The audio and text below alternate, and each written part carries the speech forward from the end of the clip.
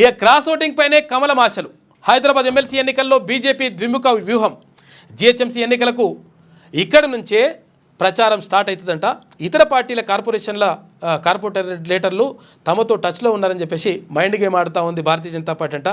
మజ్లిస్కు vote వేయాలని కాంగ్రెస్ నిర్ణయం. ఇవాళ అధికారిక ప్రకటన వెలువడే అవకాశం ఉందంట. ఓటింగ్కు దూరంగా బీఆర్ఎస్. అసలు యాక్చువల్గా విషయం ఏంటంటే ఇక్కడ భారతీయ జనతా పార్టీకి ఇందులో నిజంగా చెప్పాలంటే అసలు యాక్చువల్గా ఉన్నటువంటి సభ్యుల ప్రకారం చూసుకుంటే, ఓట్ల ప్రకారం చూసుకుంటే భారతీయ జనతా పార్టీకి గెలిచేటువంటి అవకాశాలు లేవు. కాకపోతే ఏంటంటే కావాలని చెప్పేసి భారతీయ జనతా పార్టీ పోటీలో దిగింది. ఎందుకనంటే ఇక్కడ కాంగ్రెస్ పార్టీని అటు బీఆర్ఎస్ పార్టీని ఇరుకున పెట్టాలనేటువంటిది భారతీయ జనతా పార్టీ వ్యూహం. ఎందుకంటే ఒకవేళ ఇప్పుడు ఓవైసీకి సంబంధించి అంటే ఇక్కడ ఏది ఇప్పుడు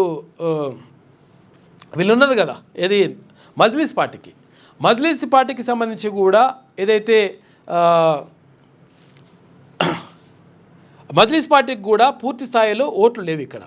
ఇట్లా లేకపోతే మరి ఎట్లయితుంది మరి ఇక్కడ మ్యాజిక్ ఫిగర్ ఎంత ఉన్నది? మ్యాజిక్ ఫిగరు 57 ఉంది. మ్యాజిక్ ఫిగర్ 57 ఉంటే మరి మజ్లిస్ పార్టీకి ఎన్ని ఓట్లు ఉన్నాయంటే 49 మాత్రమే ఉన్నాయి. కాంగ్రెస్ పార్టీకి కూడా ఓట్లు లేవు. తర్వాత ఇక్కడ బీఆర్ఎస్ పార్టీకి కూడా ఓట్లు లేవు. భారతీయ జనతా పార్టీకి కూడా గెలిచన్ని ఓట్లు లేవు.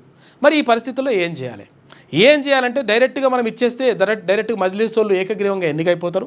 కాబట్టి మనం పోటీలో దిగడం ద్వారా భారతీయ జనతా పార్టీకి వచ్చినటువంటి లాభం ఏంటి అంటే ఇప్పుడు ఏం చెప్తున్నారు వాళ్ళు భారతీయ జనతా పార్టీలు అంటే బీఆర్ఎస్ వాళ్ళు మాత్రం టచ్లో ఉన్నారు, కాంగ్రెస్ వాళ్ళు మాత్రం టచ్లో ఉన్నారు, తర్వాత వీళ్ళందరూ కూడా టచ్లో ఉండడంతో ఉన్నారు కాబట్టి తర్వాత మేము ఉన్నాము, ఈ 3 పార్టీల టచ్లో ఉన్నారు కాబట్టి మేమే గెలుస్తామనేటువంటి మాటను అక్కడ భారతీయ జనతా పార్టీ చెప్తా ఉంది. అయితే ఇక్కడ లాజిక్ ఏంటంటే ఒకవేళ ఇప్పుడు 49 ఓట్లు మాత్రమే ఇక్కడ ఎవరికి అక్కడ మజ్లిస్ పార్టీకి ఉన్నాయి. అక్కడ కావాల్సిన ఓట్లు ఎంత? 57 ఓట్లు కావాలి. 57 ఓట్లు కావాలంటే ఇక దాదాపు ఇంకా 8 ఓట్లు కావాలి. మరి ఇప్పుడు అట్లా కావాల్సినప్పుడు మరి ఇంకా మిగతా ఓట్లు మరి ఎక్కడి నుంచి వస్తాయి అంటే కాంగ్రెస్ పార్టీనే లేకపోతే ఇంకే ఇతర పార్టీలని ఇవ్వాలి. అప్పుడు కాంగ్రెస్ పార్టీ మేము మద్దతు తెలియజేస్తున్నామని చెప్పేసి చెప్తున్నట్టుగా తెలుస్తూ ఉంది. ఇవాళ ప్రకటించేటువంటి అవకాశం ఉంది. ఇప్పుడు ఏమవుతుంది? మజ్లిస్ పార్టీ తర్వాత కాంగ్రెస్ పార్టీ ఒకటే, వీళ్ళిద్దరిని అసలు యాక్చువల్గా మనము ఇది నమ్మకూడదు అనేటువంటి ప్రచారాన్ని తీసుకొచ్చేటువంటి ప్రయత్నం చేస్తూ ఉంది భారతీయ జనతా పార్టీ. అంటే ఒక వ్యూహాత్మకంగా ముందుకెళ్తా ఉంది భారతీయ జనతా పార్టీ ఈ విషయంలో.